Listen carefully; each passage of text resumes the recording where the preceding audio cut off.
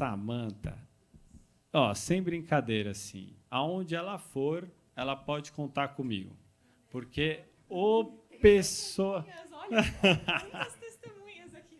É lógico, porque, pô, simpatia, ser gente boa, sabe lidar com as pessoas, é nativo, é uma tecnologia nativa. A gente fica falando de tecnologia digital, a tua é nativa, você tem isso. Além de uma ótima profissional, e eu falei no último encontro que a gente teve com a CEO da WeWork, 2 semanas atrás, nem lembro, sou ruim de data, como vocês perceberam, né? Falando assim, pô, que todo mundo deveria agradecer a Samantha, porque ela e mais alguns estão lá no Congresso Nacional também tratando do tema de verdade, raciocinando isso e popularizando isso para outros nichos, porque não é um papo só de advogado, é principalmente um papo de tech e de negócios. Então, assim, eu vou puxar outra salva de palmas para a Samantha.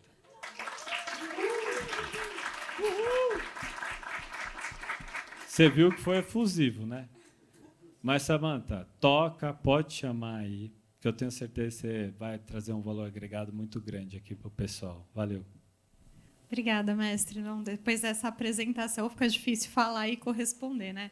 Mas, pessoal, assim, a gente fez uma pequena mudança aqui no nosso cronograma. Eu volto no final do evento com vocês, porque eu queria chamar aqui o nosso próximo painel, que a ideia é debater inteligência artificial com quem está com a mão na massa mesmo, né? Então, são especialistas que já trabalham com a área, são referências no mercado, dispensam, né, apresentações. Eu vou chamar o Godinho para ele poder subir ao palco, o nosso moderador, e ele pode convidar as nossas especialistas.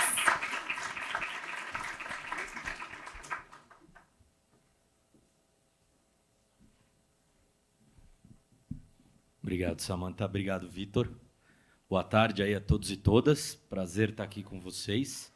Acho que a gente tem um painel interessante com um bate-bola, especialmente falando de IA, pensando um pouco em ética, um pouco em regulação, uso seguro, exemplos, enfim.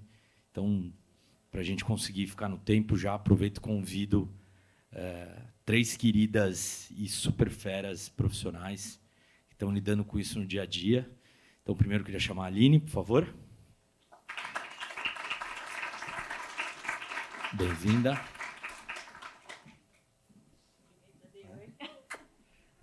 Aproveitar também e chamar a Isabela Becker. Bem-vinda. E, não menos importante, Super Pietra, para estar aqui com a gente, por favor.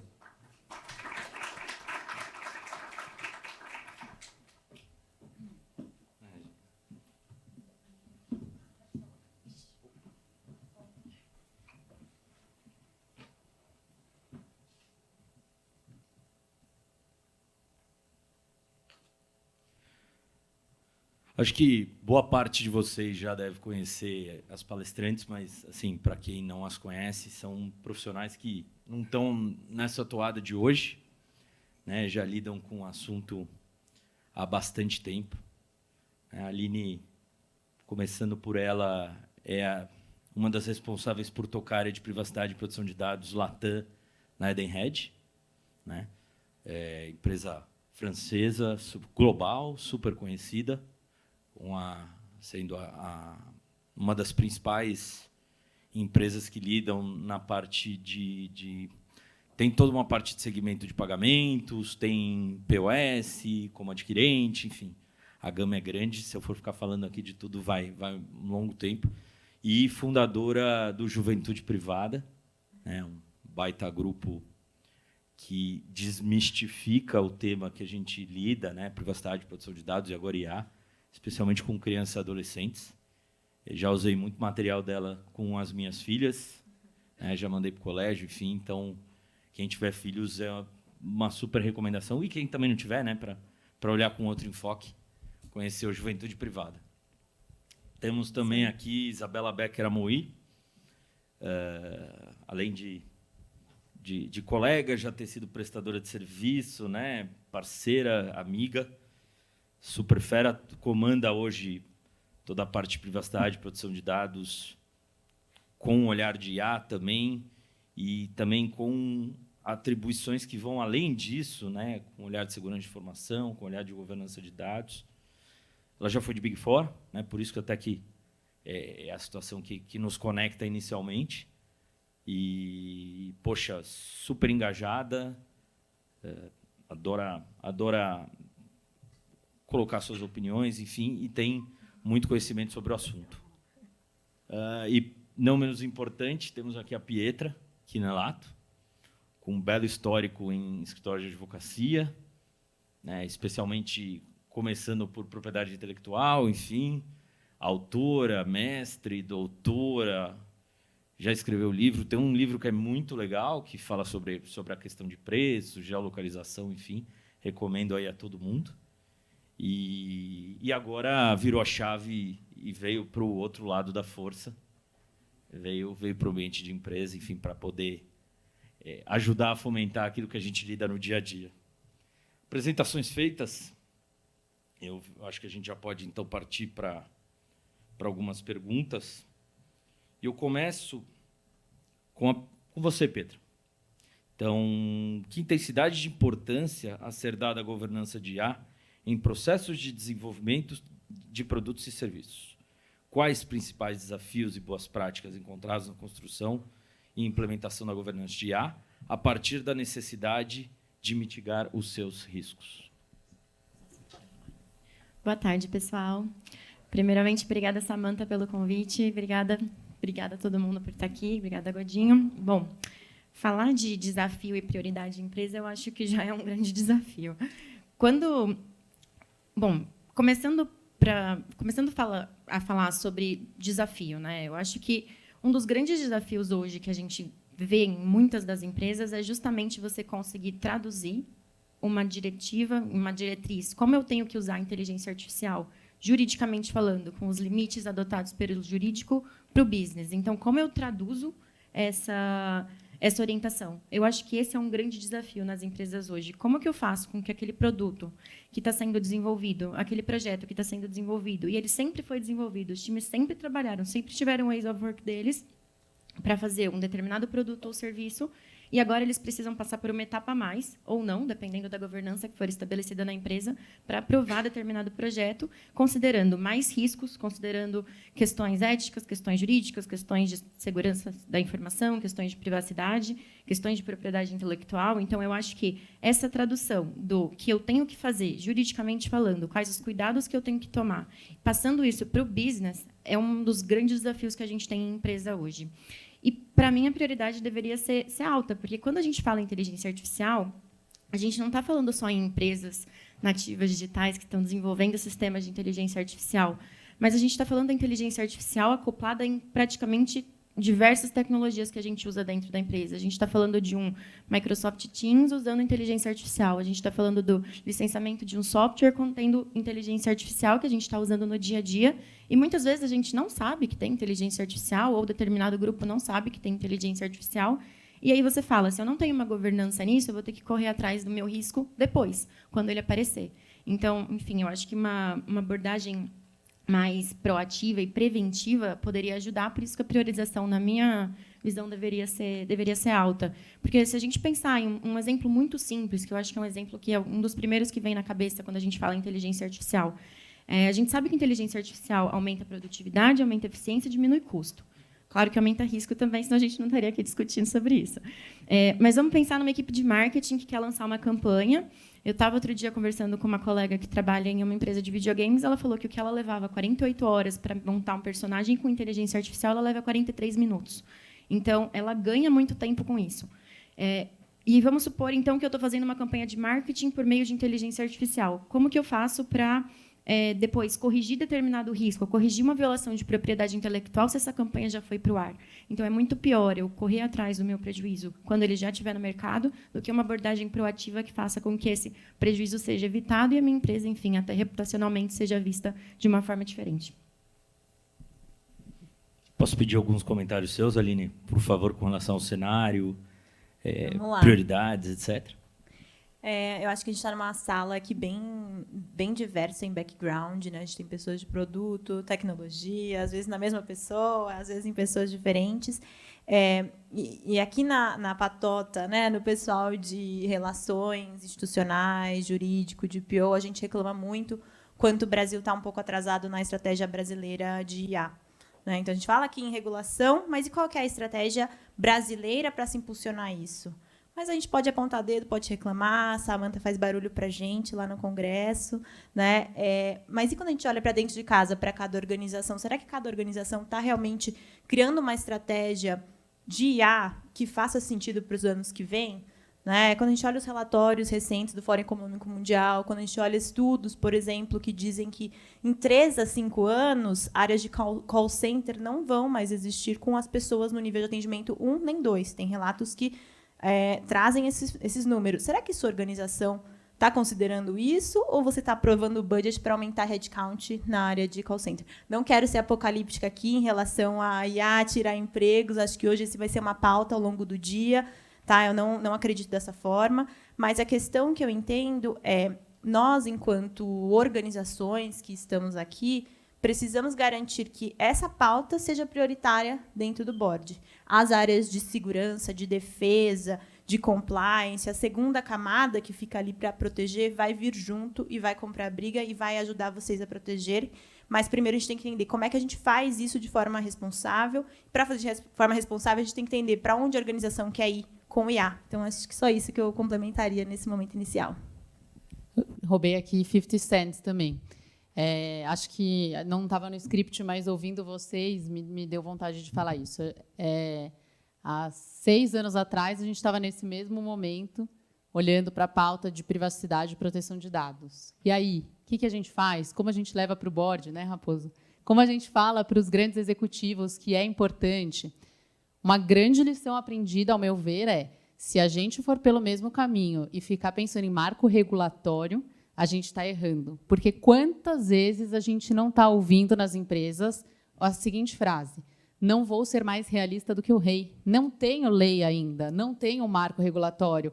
Todo mês o Senado fala, vai votar, não vai votar, vai votar, agora vai, não foi. É mentira, é festa junina, é isso. A gente está vendo que, se a gente for se guiar por necessidade de marco regulatório, a gente vai cair na mesma falácia que há 6 anos atrás. Olha, a gente tem que se adequar à privacidade porque as multas são altas. Gente, né?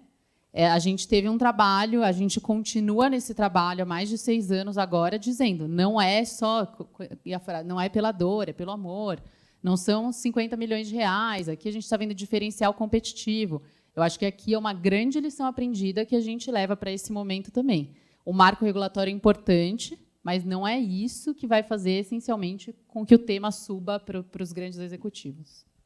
Segura aí que a próxima pergunta já é para você, mas a gente já começa com pontos aqui importantíssimos, interessantíssimos, e mostrando como não errar e tendo esse déjà vu como exemplo. Né? Então, a gente vive mais uma corrida de ouro da Serra Pelada, só que agora uma versão virtual. E toda vez que a gente tem uma novidade, a gente vive isso. Então, com o Código Civil de 2002 foi assim, a própria legislação de corrupção foi assim, Marco Civil da Internet foi assim, depois LGPD, agora ESG e agora IA. Então, uma parcimônia nesse momento, acho que é super interessante para a gente conseguir fazer a coisa andar melhor. E andar melhor, e acho que a gente ainda vai falar isso ao longo da tarde, mas ouvindo todos vocês, ouvindo advogados, ouvindo técnicos, ouvindo os mais diversos atores aí interessados, e não necessariamente só, e não, por favor, não estou menosprezando ninguém, nem só academia, nem só Big Techs, nem só mercado financeiro. A gente tem aí o dia a dia da IA impactando e rumando a impactar praticamente todos os segmentos que a gente tem aqui no Brasil. Então, um debate mais aberto, mais completo, mais multissetorial, ele vai ser mais do que necessário. Mas, seguindo aqui, Isa, queria te trazer uma provocação aqui, um ponto para você responder. Pensando em transparência, quais são as boas práticas que, seja a sua empresa ou aquilo que você está vendo no mercado, né, já vem implementando e que vale a pena aqui destacar? E como a gente pode contribuir, pensando em awareness, pensando em conscientização dos usuários, no contexto da governança de IA? Boa, legal. Então, vou dividir a pergunta em 2 momentos. Primeiro, falando de transparência, eu vou falar sobre o que eu não considero transparência em primeiro lugar. Mas semana passada, não sei quem teve a oportunidade de estar no Febraban Tech, foi um evento muito legal. Rodei bastante por lá e acho que na hora que você estava fazendo a apresentação, só faltou falar que eu sou do Grupo Boticário. Não, imagina, só para contextualizar aqui, que apesar de eu estar na Febraban Tech, não é uma empresa essencialmente nem uma nativa digital, nem ligada à indústria financeira. Mas rodei bastante lá para entender fornecedores, olhando o mercado B2B, e aí uma coisa me chamou bastante atenção, né? Parece, até fiz um post sobre isso, parece um pouco meio que um buzzwords assim, dos que os fornecedores estão servindo, que é automação, inteligência artificial, potencializar seu negócio, venda, sei lá o quê. E falta muita transparência, em primeiro lugar, de inteligência artificial para quê? Me parece, muitas vezes, que a gente está colocando esse termo em muitos outros processos que já eram desempenhados ou serviços e produtos que já eram comercializados, e a gente não sabe, e aí só tem esse acréscimo de inteligência artificial no merchan, muito pouco sem se saber para que é, né, de fato, qual é a finalidade dessa tecnologia. Então, em primeiro lugar, me chama a atenção de o que não é transparência. Colocar inteligência artificial no meio do meu pitch aqui e tentar comercializar como algo que está agregando, quando, na verdade, muito provavelmente, uma tecnologia ou uma inteligência artificial já estava, né, já revestia esses produtos e serviços há muitos anos. Agora, citando casos que eu acho que, ao contrário, são, sim, exemplos positivos do que a gente tem visto como transparência para a utilização de sistemas de inteligência artificial ou para IA generativa. O primeiro deles é o meu preferido, mas vou fazer uma polêmica aqui e falar isso bem hoje, mas a gente vai falar sobre isso depois, né, como uma das últimas perguntas, um dos últimos temas que vem. Mas acho que o Meta foi revolucionário em rotular os conteúdos gerados por inteligência artificial, trazer esse case esse ano. Então, realmente, é polêmico, porque hoje a gente teve essa decisão da NPD, a gente vai comentar sobre isso, mas, para mim, é um super exemplo aqui de transparência e de como mostrar para o usuário, titular, consumidor, seja quem for a persona que está se utilizando daquele serviço, que existe um fator inteligência artificial e para que essa inteligência artificial, qual é a finalidade da inteligência artificial naquele caso. Inclusive, deixando claro como, talvez não tanto, mas trazendo muito mais transparência do que outras empresas, na política de privacidade. Então, trazendo na política de privacidade como funciona essa inteligência artificial e como ela é alimentada a partir da interação entre usuários. Outro exemplo que eu gosto bastante, apesar de ser da concorrência, é o comercial da Dove. Não sei se todos viram o comercial que a Dove divulgou há uns 3, 4 meses atrás, mas falando sobre a beleza de fato, falando sobre a transparência que a gente precisa imputar, não somente trazendo padrões de inteligência artificial, mas o que é considerado beleza, o que não vai ser considerado beleza, a partir do momento que você tem estereótipos que podem ser criados pela IA. Então, a Dove traz esse marco também, pensando em como eu vou deixar claro para o meu consumidor quando eu tiver um conteúdo gerado por IA e assume um compromisso nesse sentido de ser transparente. Acho que talvez aqui o mais importante é o compromisso. A Microsoft também lançou recentemente um guia. E aí, o que eu gosto, né, são 3 exemplos muito distintos. Um tem a interação muito com o usuário, que é a Meta. O segundo tem o compromisso assumido pela Dove com uma campanha publicitária. E o terceiro, que é esse exemplo da Microsoft, é mais formal. Então, é um guia consultivo, que tem 20, 30 páginas, que você consegue entender em todos os produtos como que eles querem gerar transparência a partir dos serviços que também se utilizam de inteligência artificial. É um exemplo muito bacana nesse sentido. Aí só quero fechar com 2. Um é o próprio exemplo do Grupo Boticário. A gente publicou recentemente a nossa PURIA, que é a Política de Utilização Responsável de Inteligência Artificial.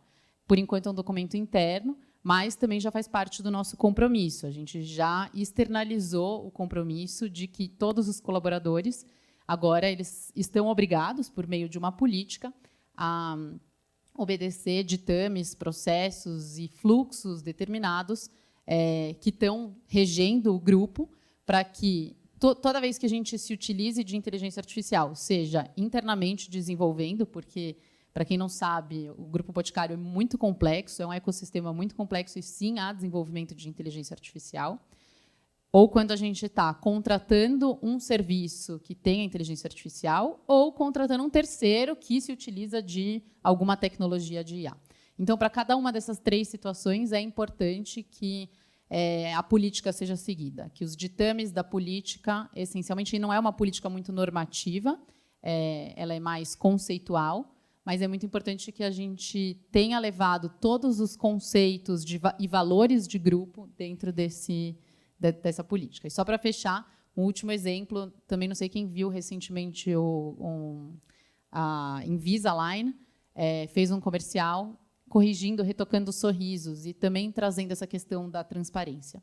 E aí só faço esse contraponto aqui, de será que o quanto a gente precisa realmente usar a transparência nesse sentido, e cai num risco de, será que AI washing aqui, o quanto eu estou querendo usar a transparência e falar que eu estou mitigando riscos de IA, mas eu estou, por outro lado, incorrendo em outros riscos aqui, que nem a gente falou da Dove, de ter essa beleza ou sorriso estereotipado, já criado pela IA, sem dar esse outro tipo de transparência, né? Então, eu tenho uma transparência que é sobre o conteúdo, mas eu não tenho uma outra transparência que é quais são os meus padrões estéticos e sociais também.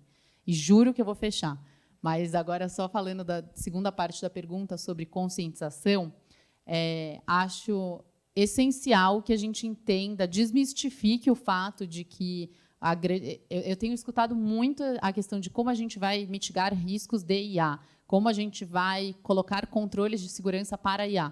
Não necessariamente a gente está falando essencialmente de inteligência artificial. Talvez a gente está falando de outros processos e outros fluxos que precisam ser mitigados, mesmo que não tenham inteligência artificial no seu core. Por exemplo, eu ter um risco de uma deepfake para autenticação em sistema bancário, talvez o risco não está tanto na deepfake, mas mais nos meios de autenticação. Eu tenho aqui segundo fator de autenticação para essa transação bancária, eu tenho outros mecanismos de verificação, eu tenho escutado muito também sobre como a gente talvez traz para o analógico essas questões que agora estão tão digitalizadas e talvez no analógico, como o Vitor falou, né, no CPF, a gente trazer para o CPF, trazer essa mitigação de risco e conscientização também vale muito a pena. Eu fiz um exercício, também de um post recente, mas que eu tinha feito no LinkedIn, joguei na minha rede, no meu Instagram, que são os meus conhecidos e pessoas que não lidam com o tema. E aí falei, olha, quantos de vocês acessam os padrões de privacidade aqui do iPhone e sabem que aplicativos têm acesso ao seu rolo da câmera? Quando eu coloco isso no LinkedIn, é uma coisa, mas quando eu coloco isso no meu Instagram e falo, olha, amigas, a foto que você manda do bumbum do bebê para o pediatra, o plano de saúde tem acesso, o aplicativo de entretenimento tem acesso, vários outros aplicativos têm acesso aqui full ao seu rolo da câmera. As pessoas se espantam muito mais. Então, eu acho que, acima de tudo, a gente falando muito de contexto empresarial, mas é nosso dever também, na pessoa física, trazer essa conscientização para outras pessoas que não participam desses fóruns, que não têm o privilégio de ter esse tipo de conscientização, esse tipo de conversa, e entender sobre o que a gente está falando, que aí volta para o começo da minha fala, não necessariamente é só sobre o marco regulatório. Desculpa, falei muito. Maravilha, falou muito e falou muito bem. Obrigado. 2 pontos aqui antes de passar para a Pietra. Primeiro, para comentar, e depois para a próxima pergunta para ela. 3, na verdade. 1, me desculpa pelo ato falho, mas eu acabei me imbuindo um pouco na fala do Vitor, quando ele fala que aqui a questão é o CPF. Né? Então, apesar do Boticário ser o Boticário, a gente está falando aqui da super profissional. Segundo, a gente ainda vai falar um pouquinho da decisão fresca de hoje né? Sem entrar muito em detalhe técnico, mas a gente vai falar, envolvendo Meta e NPD, e sobre os modelos de treinamento de IA, enfim, multa diária. Hoje foi um rebuliço nas redes sociais.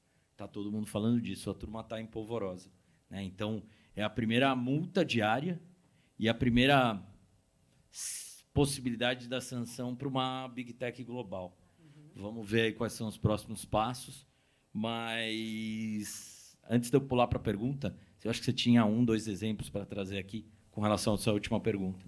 É um exemplo só sobre o disclaimer de transparência em relação à inteligência artificial.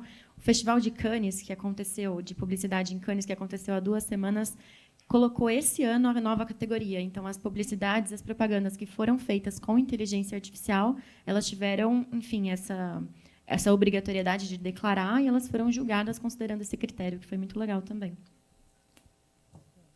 Maravilha. E temos aí mais ou menos uns 20 minutos, então acho que vai dar pelo menos para mais umas 2 ou 3 perguntas aqui, e depois a gente vai ouvir a Super Samara, que entra online. Mas já pulando para a pergunta, Pietra, pensando, enfim, indo além dos desafios aí inerentes à regulação e à implementação de uma governança real de IA, acho que a gente pode facilmente prever muitas outras dificuldades no Brasil, né? A gente tem uma capacidade de processamento, a gente tem desenvolvimento de software, a gente tem uma necessidade de estímulo e segurança jurídica para startups e outras empresas de pequeno porte, né? E a capacitação, né? E o letramento, capacitação da população e a ausência de expertise técnica do judiciário. Como as empresas, na tua visão, podem se preparar para esse futuro aí de curto a médio prazo? Nossa, essa pergunta acho que eu não estava preparada, nem. Bom, eu acho que, como eu falei, um dos grandes desafios é você conseguir fazer essa governança e traduzir para o business o que ele precisa colocar na prática do dia a dia.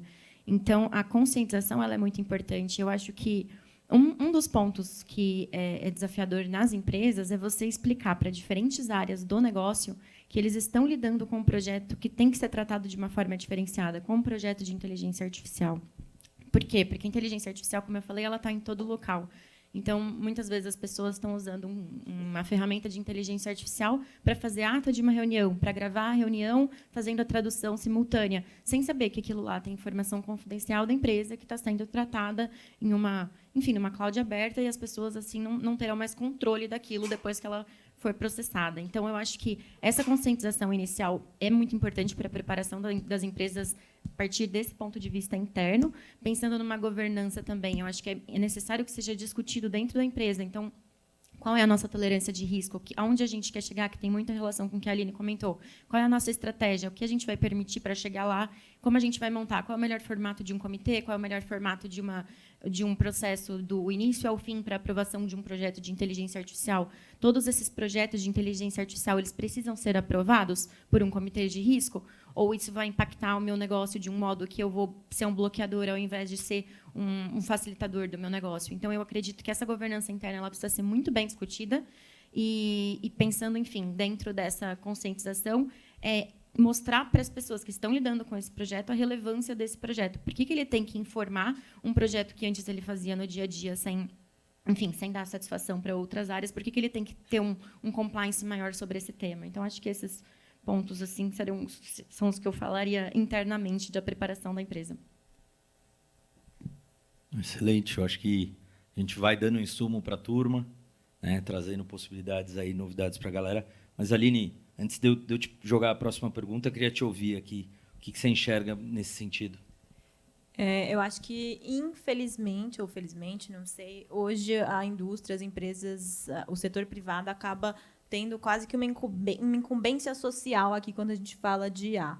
Quem conhece de IA no Brasil é indústria, é startup, é setor privado, academia também, mas é muito concentrada o conhecimento e o investimento nesse tema, nesse setor. Então, é bem complicado a gente, talvez, não olhar para esse papel que a gente vai precisar ter de conscientização mais ampla, de impulsionamento de uso responsável da IA, para além das portas, inclusive, da sua própria organização. Quando a gente compara com a situação da LGPD, né, a gente vai fazer esse ano 4 anos da vigência. da LGPD, existe na legislação uma obrigação da autoridade de aculturamento muito forte. A gente sabe que a Autoridade Nacional de Proteção de Dados fez alguns impulsos nessa direção, mas ainda é algo muito incipiente, na minha visão, quando a gente olha para o Brasil.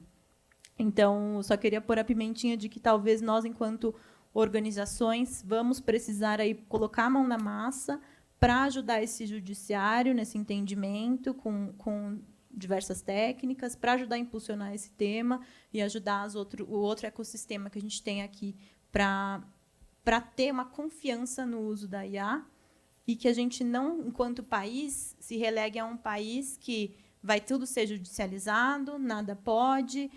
Estava falando ali com o Fabretti ali no café, não vai poder acessar as IAs daqui, você vai ter que usar VPN para acessar, porque a regulação é tão alta aqui no Brasil, você não vai conseguir acessar, porque as outras empresas não vão nem querer ter a sua IA aqui, de tanto que é a carga regulatória. Então, a gente está num momento muito importante aqui, enquanto mobilização, para garantir que isso não saia pela culatra, simplesmente.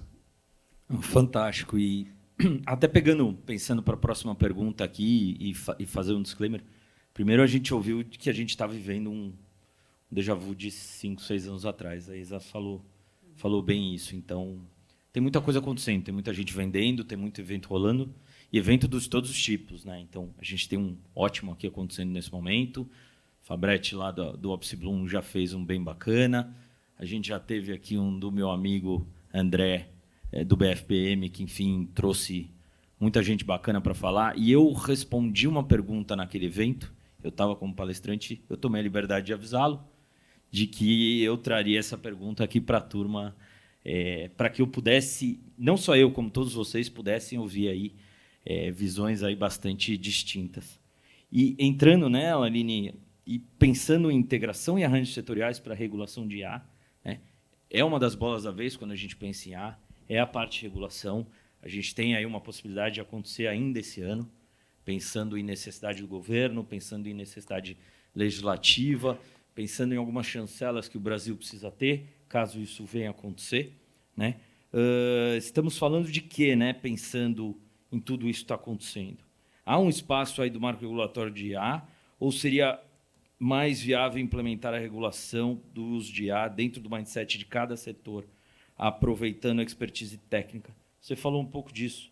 Vocês têm uma política, vocês geram treinamento, né? Então, como a gente consegue trabalhar isso? Pode ser por meio de mecanismos de evitar discriminação por meio de vieses, né? As ISOs, os frameworks podem ajudar. E como, né, a gente consegue equilibrar accountability e inovação? Bom, vamos lá. Vou ser bem pragmática aqui. Eu adoraria falar para vocês, não vamos ter regulação, não precisamos de regulação, porque as ISOs, os frameworks, as boas práticas já nos atendem, e nos atendem, é o que eu acredito, fielmente, além das outras legislações que a gente tem, que poderiam, eventualmente, se necessário, ser adaptadas, mas não necessariamente se criar todo um arcabouço transversal e geral aí de um marco regulatório de IA. Mas me parece que esse leite já está derramado, então não vou nem plantar tantas esperanças. Me parece que a gente não volta atrás, a gente vai ter, sim, um marco de IA. Ainda está em tempo de olharmos com mais detalhe algumas questões? Sim. Semana passada, alteramos uma questão importantíssima, que foi o regime de responsabilidade, né? Pelo menos vimos aí algumas alterações um pouquinho mais positivas, mas temos muito ainda a trabalhar. O que eu tenho feito, venho discutindo e vendo por aí é realmente adotar práticas que sejam de frameworks e de ISOs, etc., até para ser algo mais interoperável, né? Não necessariamente você vai copiar e colar, mas se você está numa organização que quer transacionar com a União Europeia, que quer transacionar com outros países, quaisquer que sejam, você vai precisar ter ali uma forma de demonstrar essa confiança. Como é que você pode confiar em mim, enquanto organização, naquilo que eu estou te vendendo, te fazendo uma parceria, nos meus processos internos? Como é que você vai enxergar que eu sou uma organização confiável se eu não tiver toda essa documentação? A palavra aqui que a gente sempre usa é accountability, mas eu gosto de traduzir realmente não só na responsabilização, mas como é que eu estou gerando essa confiança no uso de IA. É só com a confiança que a gente consegue que a IA seja usada e socialmente aceita. Então, seja nos governos que hoje precisam impulsionar usos de IA no setor público, etc., tudo isso precisa vir acompanhado com toda uma questão documental e de transparência. Não vou falar em explicabilidade, que aí acho que é muito demais você exigir que sejam todas as decisões explicáveis. Acho que tem um nível aí que a gente pode discutir.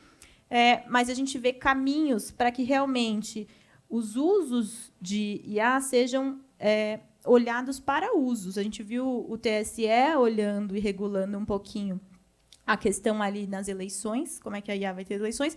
Não foi feita uma lei, né, gente? Uma lei específica. Você pode realmente ter formas de trazer o que você precisa para os usos específicos e os casos concretos que a gente sabe que podem dar problema. Vou regular de forma transversal?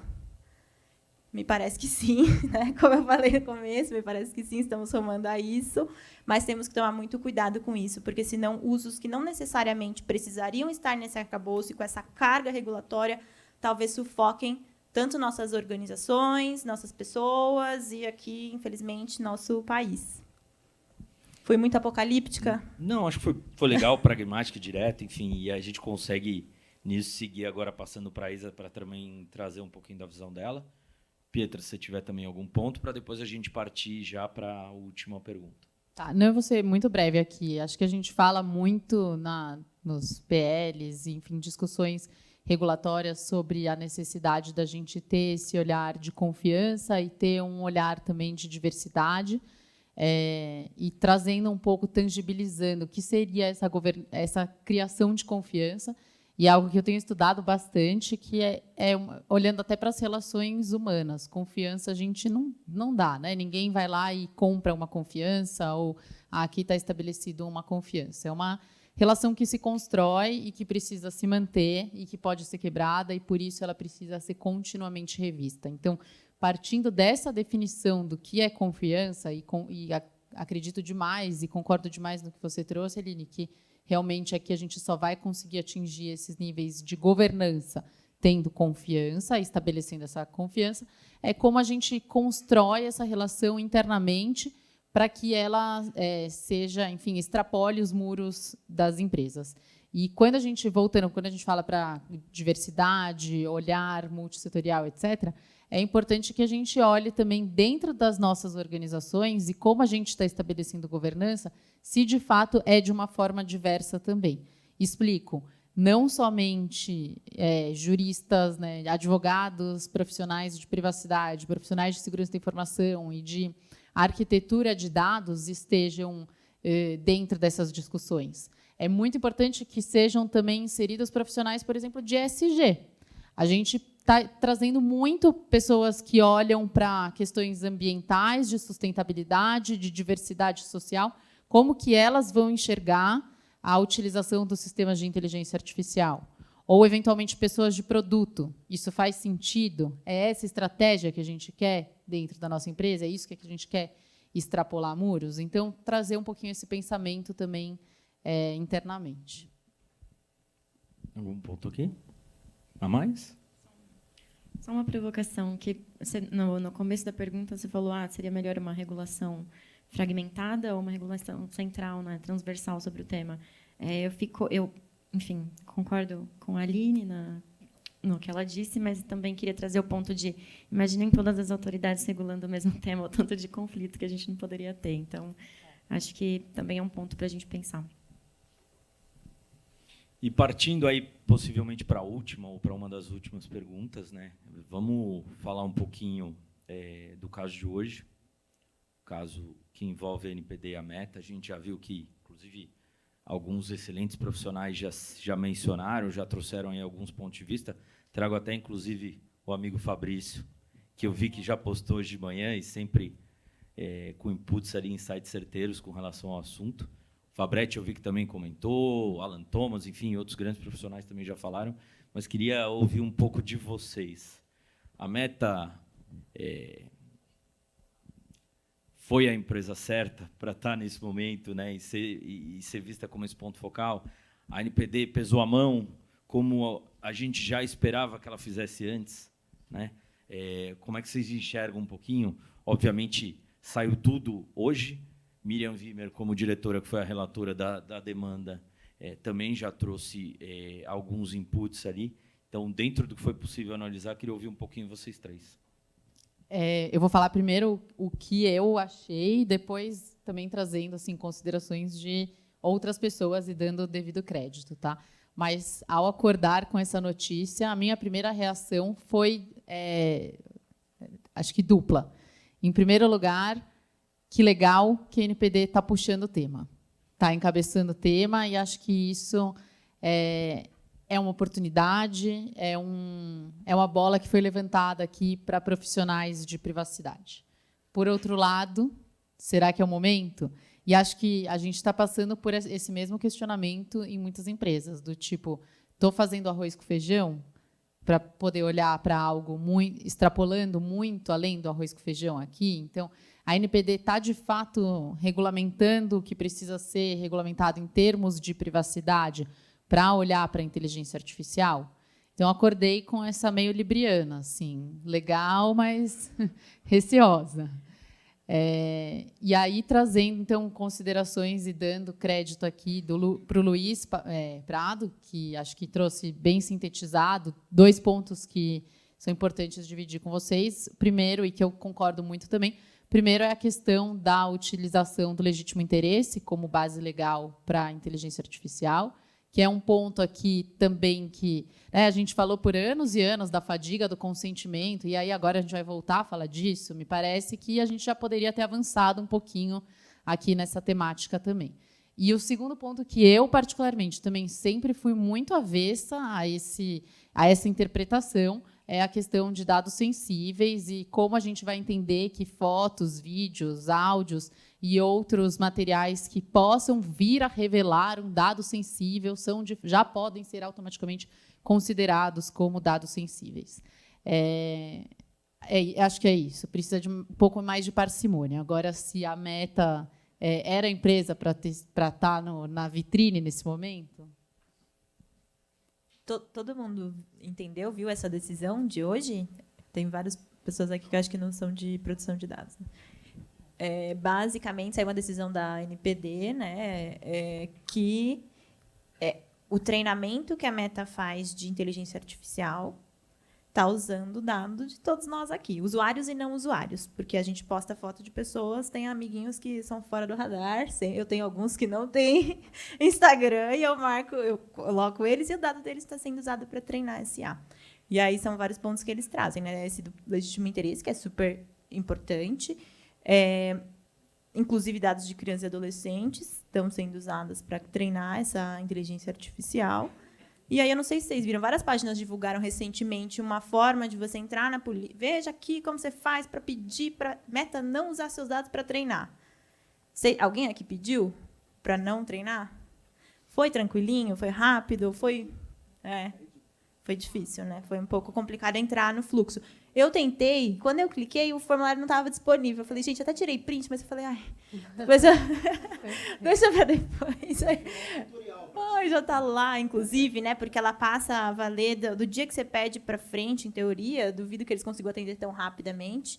Tenho amigos que eu admiro muito lá na Meta. Eu sei que eles devem estar fazendo um trabalho bem forte para cuidar desse tema, mas é um tema super complexo. Então, a IA não pode usar os dados que estão publicamente disponíveis. E os que são de perfil fechado, pode ou não pode? E as crianças, e o melhor interesse dessas crianças lá na ponta. Então, é uma decisão emblemática, porque a cada dia... É quanto? 50 mil por dia? Vocês lembram? Então, é de 50 mil por dia, enquanto a Meta não deixar de usar dados de IA de brasileiros para treinar a inteligência artificial generativa dela. Então, a gente vai acompanhar, é uma decisão emblemática para todos que trabalham com IA. E é um statement da Autoridade Nacional de Proteção de Dados que vem tentado cada vez mais se posicionar como a autoridade que vai cuidar desse tema no Brasil. Inclusive, a última versão do PL traz ela ali como essa autoridade gestora do sistema que vai reger IA. Então, a gente não sabe se, no final das contas, realmente vai ser isso, mas é como se parece estar caminhando nesse momento, ali no último projeto de lei. Então, a gente precisa acompanhar muito de perto. Eles criticam também que, na Europa, eles foram muito mais transparentes ao fazer isso. E aqui no Brasil, não. Poxa, então o Brasil é terra sem lei? Então, começa a se criar esses questionamentos, e é isso que está em pauta agora. A gente vai acompanhar os próximos capítulos. Eu também sou libriana, então eu fiquei igual a Isa, assim, ó, puxa, interessante, e ao mesmo tempo, nossa, então qual é a proposta para o treinamento de IA, de uso mais amplo? Qual que é? Né? Como é que vai ser treinado essas IA se não puder ser utilizados os dados publicamente disponíveis? Acho que essa é a grande questão, né? Todo mundo quer saber essa resposta. Mas eu queria trazer 2 pontos que, inclusive, você falou sobre eles, Aline. O primeiro a gente viu esse movimento acontecendo na Europa de 2 maneiras, né? A gente viu autoridades como a CNIL se pronunciando sobre inteligência artificial para conseguirem abranger o tema, e a gente viu um posicionamento firme dessas autoridades ficando responsáveis por esse tema. Então, eu sinto que foi uma oportunidade da NPD falar sobre o tema e usar ali todo o arcabouço que ela tinha para justificar uma decisão nesse sentido. E a gente sabe que, apesar de essa decisão ela ter sido ali já desenhada na Europa, porque a gente viu esse mesmo movimento, isso é uma tendência que acontece em muitos lugares, né? A gente pega as best practices e a gente implementa da melhor forma no... Enfim, vamos pensar qual é o fim aqui, né? A gente ajudar o titular. Então, se isso for positivo para o titular, talvez a NPD tenha agido da melhor forma. Mas, pensando nisso de uma forma geral, a gente vê esse movimento até mesmo em autoridades com muito recurso, como, por exemplo, o European Data Protection Board, que fez um estudo depois da autoridade da Noruega falar sobre o modelo de Pay or Okay. Então, acho que a gente vê essa inspiração e essa facilitação do caminho quando a gente pensa nas autoridades, enfim, isso tudo intercalado. E, é claro, concordo com você também, a gente estava discutindo sobre você não poder simplesmente incorporar como se fosse um espelho, porque os reflexos não são os mesmos aqui no país. E o segundo ponto que eu ia comentar é porque eu achei muito interessante a NPD falar sobre Dark Pattern. Dark Pattern, né, esses padrões obscuros, é como você faz para decidir algo sobre, enfim, determinada questão. Então, por exemplo, quando a gente fala de Dark Pattern, eu acho que um dos mais famosos exemplos é quando você tem o botão de cookies com o aceitar em verde e o rejeitar em vermelho, ou rejeitar meio apagadinho. E você clica no verde, porque a tendência é você clicar no verde porque você tem uma reação mais rápida. E você dificultar o caminho para você se opor a um tratamento de dados, eu acho que são 7 passos. É super complicado mesmo para você fazer isso com enfim, a política de inteligência, a política que eles divulgaram sobre o tratamento de dados para a inteligência artificial generativa querendo ou não, uma dark pattern também, e é um tema que a autoridade não tem discutido muito. Então, ela pegar sobre esse ponto, eu achei interessante. Eu espero que haja uma regulamentação sobre isso, talvez uma fiscalização um pouco mais positiva e proativa aqui no nosso país. Gente, se eu pudesse, eu estendi isso aqui por mais 3 horas. Assim, eu não sei vocês, especialmente quem não for advogado e estiver na plateia, ou quem não lidar diretamente com o assunto, mas, para mim, o tempo voou, né? Então, acho que para vocês, imagino que também. E quero pedir uma salva de palmas para as 3.